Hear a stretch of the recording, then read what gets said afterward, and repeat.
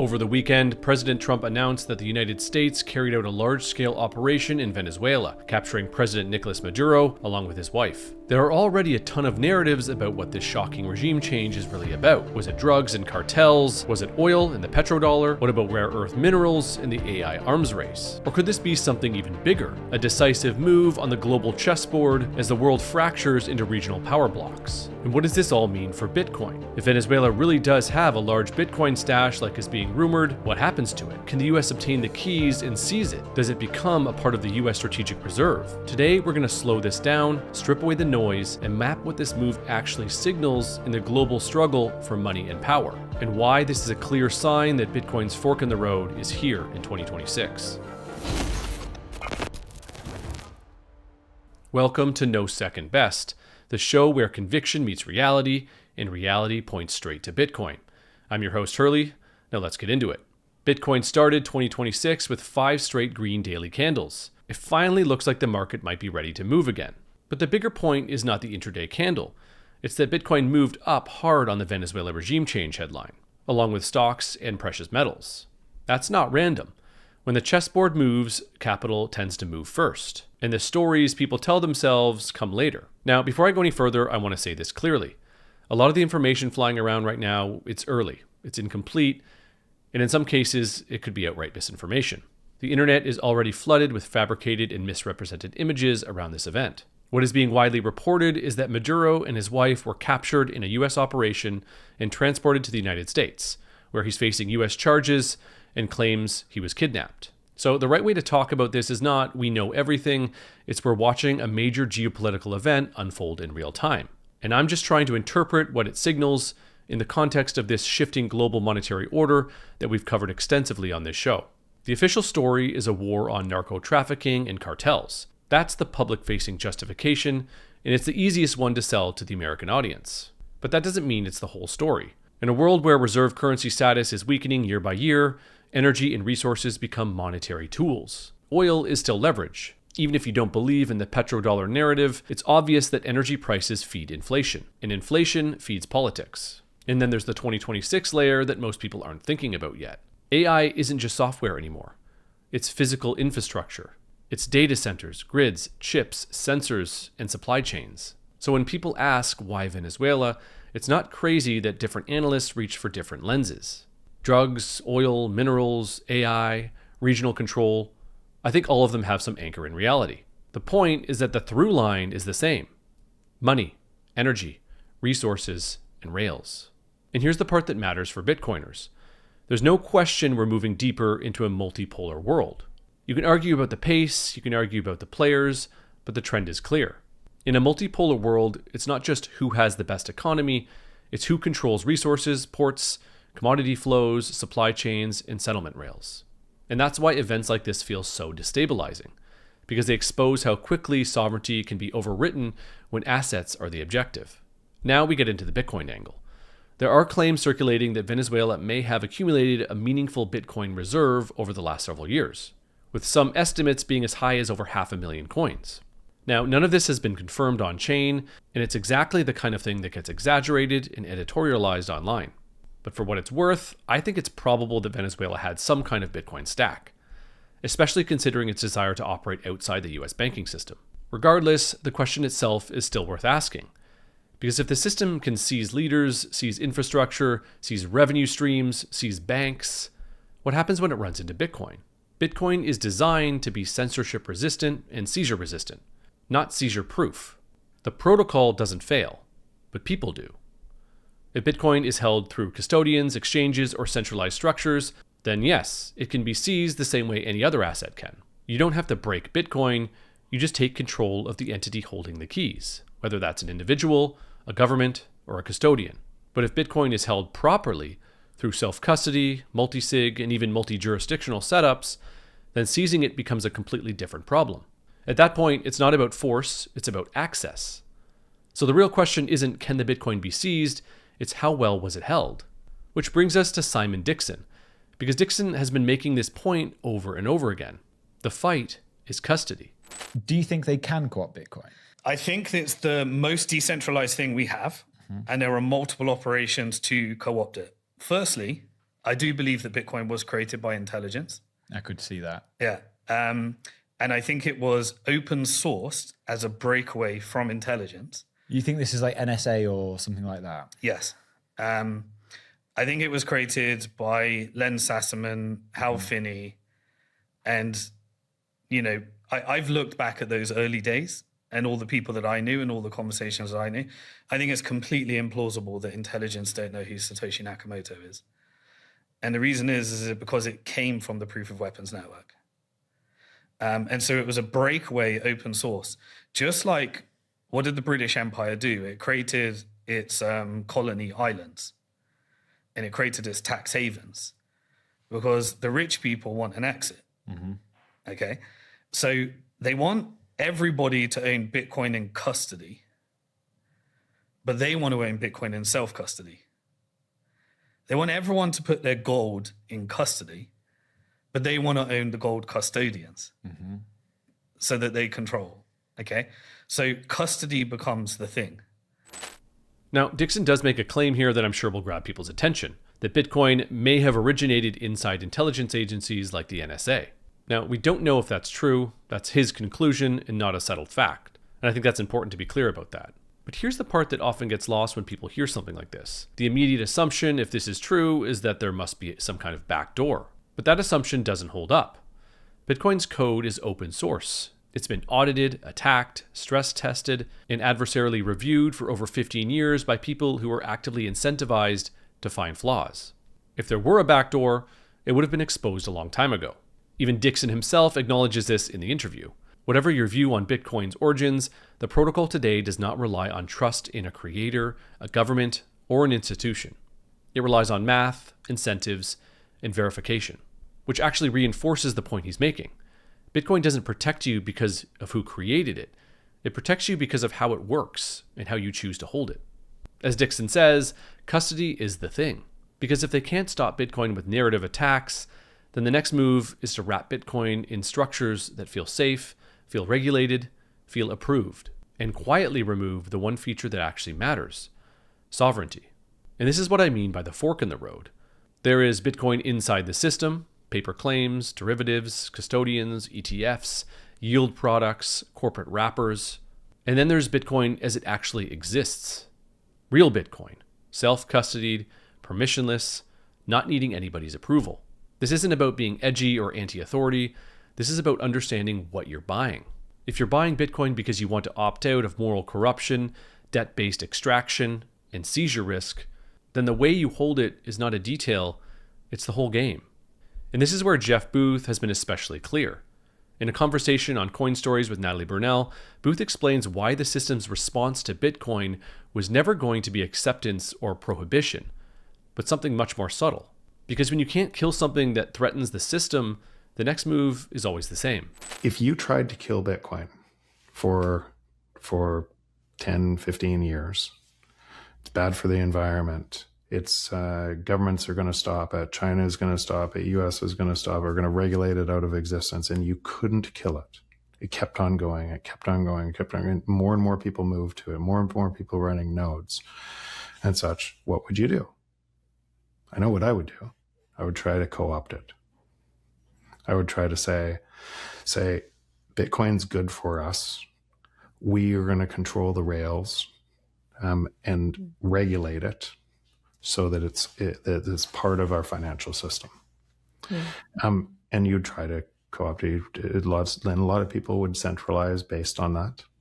And they wouldn't hold Bitcoin in self-custody. They would hold a derivative instrument in somebody else's custody. And by doing so, they would do the same thing as we talked about before. They would, and then you would give interest rate on that, and more people would do it. Like the free banking era. Free banking era. And then they would, then when it all went to pear-shaped, you would step in and try to sweep it all up and make it okay. But that won't work with Bitcoin. Bitcoin, it's a protocol, and when somebody tries to, or a group of people try to do that, there will be a fork in Bitcoin, and that fork will probably die. So you can expect all of these things. So all of the things that are happening today, it is like, nothing is surprising, I would say.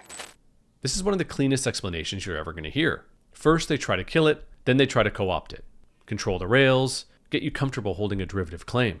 And Booth's point is not none of this matters. His point is expect it. This is how control systems respond when they meet something they can't censor. Now, we need to talk about the part that makes people uncomfortable, because it's not just ETFs and it's not just exchanges. It's the way Bitcoin can get pulled into the same debt-based equity machinery that runs everything else. And Dixon has a very blunt view on how this can look through a corporate treasury vehicle. Strategy is their perfect tool for market manipulation of Bitcoin. How do you get as much Bitcoin in a corporate treasury company? You got 650,000 in. How do you then ratchet up the debt instruments so they become subordinate to the corporate debt investors?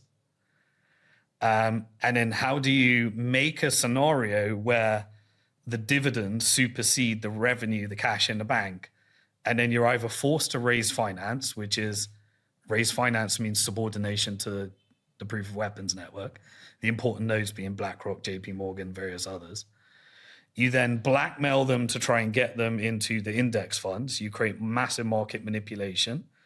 You eventually get it into the S&P 500 because strategy as a tool to the proof of weapons network is way more useful than making it go down or putting it in Chapter 11.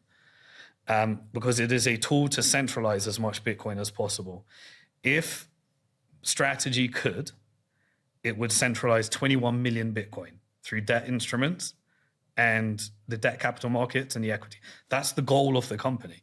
How do I use the equity capital markets and the debt capital markets, which is the proof of weapons network, to get as much Bitcoin in a corporate structure where those from the index funds get the board seat, and you get the passive inflow, which means you have debt instruments and equity instruments.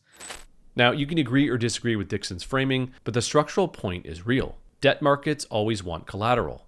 Index funds always want governance. And passive inflows always want approved vehicles. That doesn't mean everything or everyone is evil. It means incentives exist. And if you don't understand incentives, you can't understand what's really happening.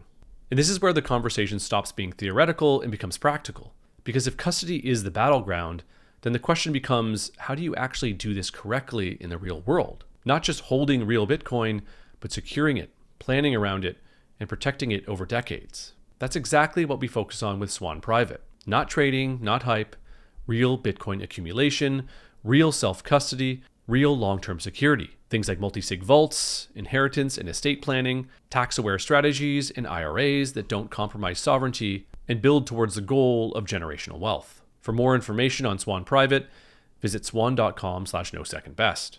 Now let's zoom back out, because this is clearly much bigger than just Venezuela. It's about the shape of the world in 2026 and beyond. Jeff Booth makes a really important point here. AI accelerates deflation. That's the natural outcome of technology.